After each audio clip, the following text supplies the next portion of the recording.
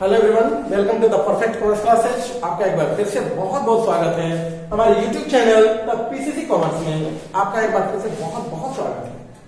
आज हम बात करने वाले हैं फंक्शंस ऑफ मैनेजमेंट। जी हाँ, प्रबंध के कार्य के बारे में, यानी प्रबंध के क्या कार्य। अब तक हमने क्या क्या देख लिया।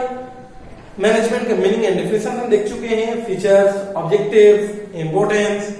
उसके अलावा हमने नेचर ऑफ मैनेजमेंट में देखा कि मैनेजमेंट एक साइंस की तरह, मैनेजमेंट एक आर्ट की तरह, मैनेजमेंट एक पेशा की तरह यानी प्रोफेशन की तरह। उसके बाद हमने देखा कि लेवल क्या होते हैं मैनेजमेंट के, top level, middle level, lower level, उनके फंक्शंस क्या होते हैं।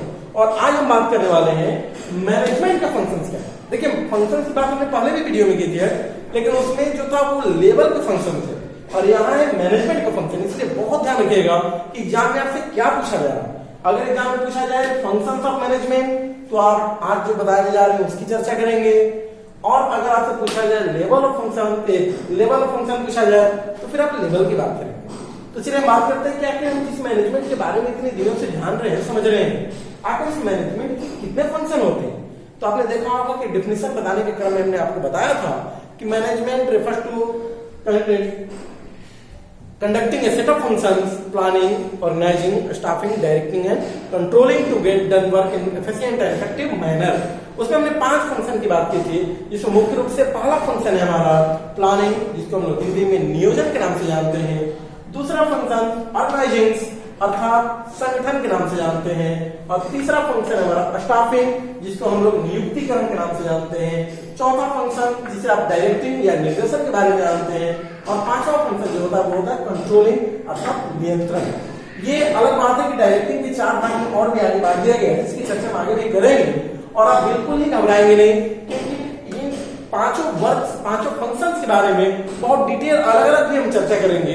अभी हम कॉम्बिनेशन पांचों कंबाइन करके आपको बता रहे हैं, तो जानकारी के लिए आगे चलकर हम आपको अगले वीडियोज में बनाएंगे। तो प्लानिंग का एक अलग वीडियो होगा, आपके पास ऑर्गेनाइजिंग के लिए अलग वीडियो बनेंगे।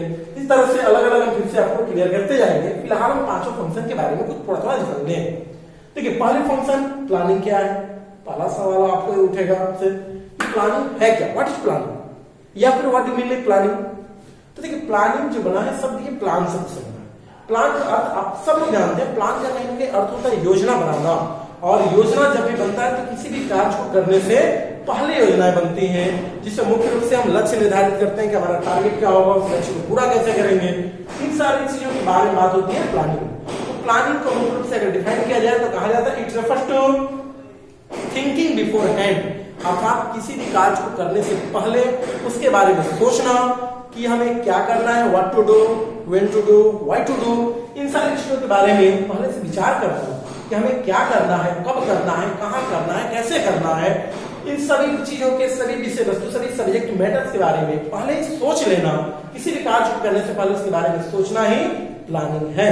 इसलिए कहा जाता है it refers to thinking beforehand. अब हम आगे बढ़ते हैं। जब हम सोच चुके होते हैं, हमारा लक्ष्य तय हो चुका है, लक्ष्य तय करना ये प्लानिंग का ही काम होता है, क्योंकि हम कहते हैं ना कि व्हाट टू डू, क्या करना। तो हमारा लक्ष्य क्या, हमारा ऑब्जेक्टिव क्या है, ऑब्जेक्टिव सेटअप करना प्लानिंग का काम। और देखिए, प्लानिंग करने के बाद हमारा दूसरा फंक्शन आता है ऑर्गेनाइजिंग। ऑर्गेनाइजिंग के बारे में कहा जाता है it's refer to harmonious adjustment between various position of management is called organizing. अर्थात जो हमारे प्रबंध में अलग अलग पार्ट है, अलग अलग डिपार्टमेंट है, अलग अलग वर्क होते हैं, अलग अलग वर्कर्स होते हैं, उन सबके बीच में इस प्रकार का तालमेल, एक कोऑर्डिनेशन लागू करना, एक हार्मोनी एस्टेब्लिश करना, ताकि सब लोग काम तो अलग अलग करते हैं लेकिन सब कहीं ना कहीं मिल जाए और तो वर्क जो करें वो कार्य को कॉमन ऑब्जेक्टिव को अचीव करने के लिए जो काम किए जाते हैं उसी का नाम है ऑर्गेनाइजिंग। ऑर्गेनाइजिंग का मतलब ये संगठन, संगठित करना।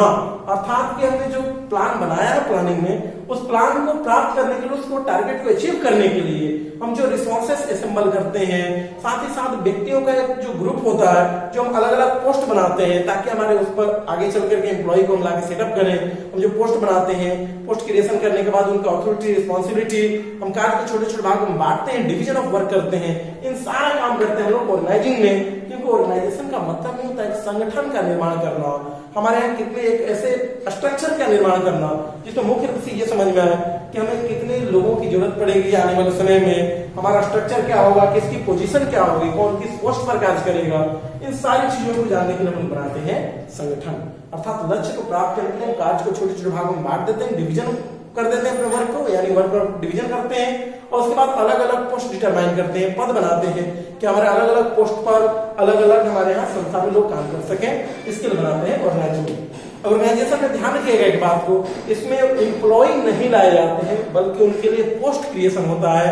हम पोस्ट क्रिएट करते हैं, एम्प्लॉय लाने का काम ऑर्गेनाइजिंग का नहीं बल्कि स्टाफिंग का होता है। तो इसके बारे में सिर्फ इतना बताएं कि प्लानिंग में जो हमने लक्ष्य बनाया था उस टारगेट को, उस लक्ष्य को, उस ऑब्जेक्टिव को अचीव करने के लिए जब हम अपने मुख्य कार्य को छोटे छोटे भागों में बांट देते हैं, यानी डिवीजन ऑफ वर्क करते हैं और अलग अलग पोस्ट बनाते हैं और उनकी अथॉरिटी एंड रिस्पॉन्सिबिलिटी तय करते हैं कि किसकी क्या अधिकार होंगे, क्या उत्तरदायित्व होंगे, ये कार्य होता है संगठन का, ताकि उनके बीच में तालमेल बना रहे, हार्मोनी बनी रहे, उनके बीच में कोऑर्डिनेशन लागू रहे, हमेशा कोऑपरेशन लागू रहे, ये कार्य करता है ऑर्गेनाइजिंग।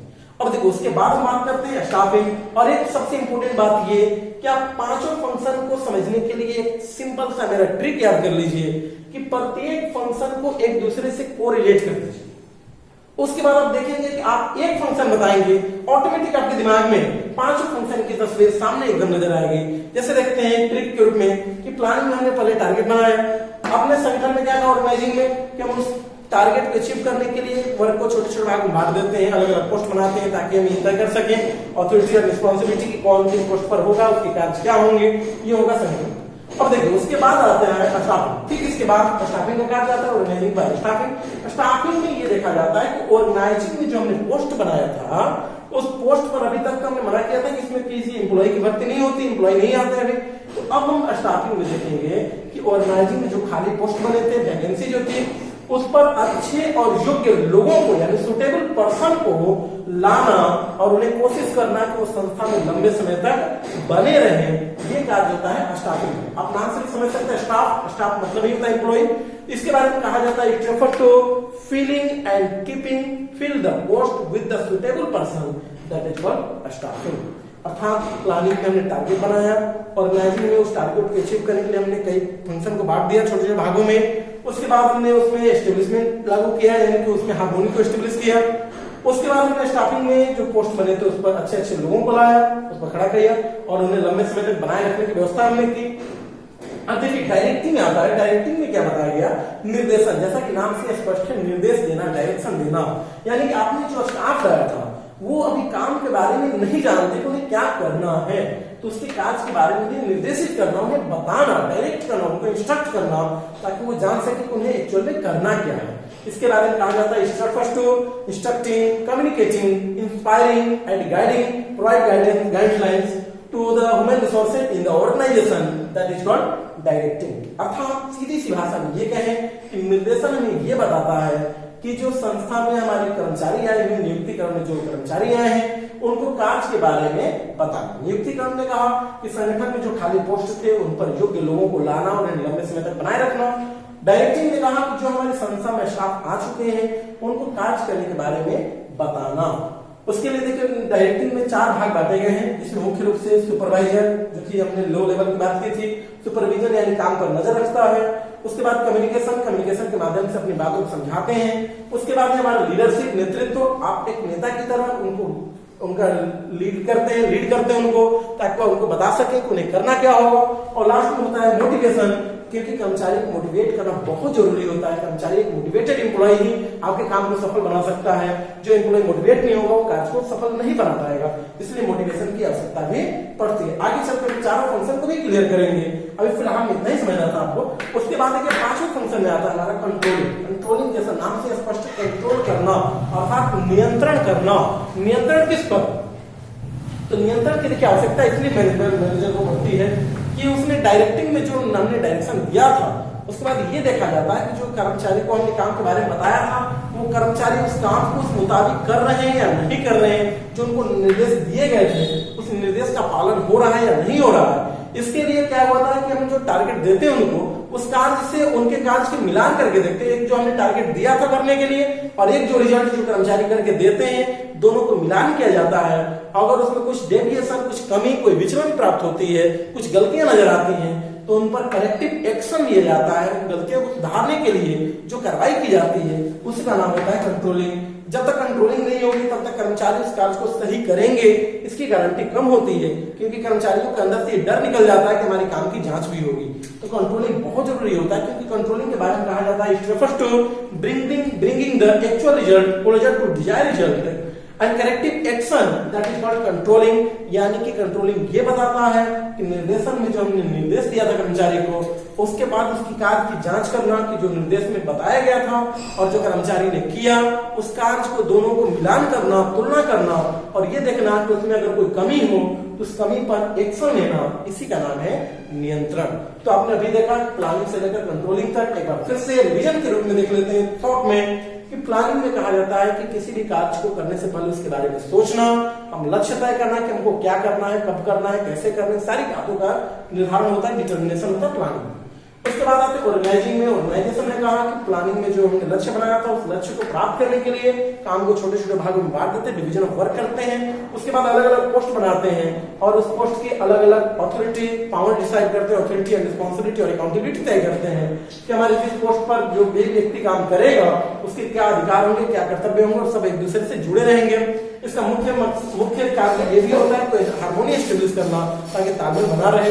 उसके बाद स्टार्टिंग में देखा आपने कि जो संगठन में बनाया गया था ढांचा, उस पर अच्छे लोगों को लाना, उन्हें लंबे समय तक बनाए रखना।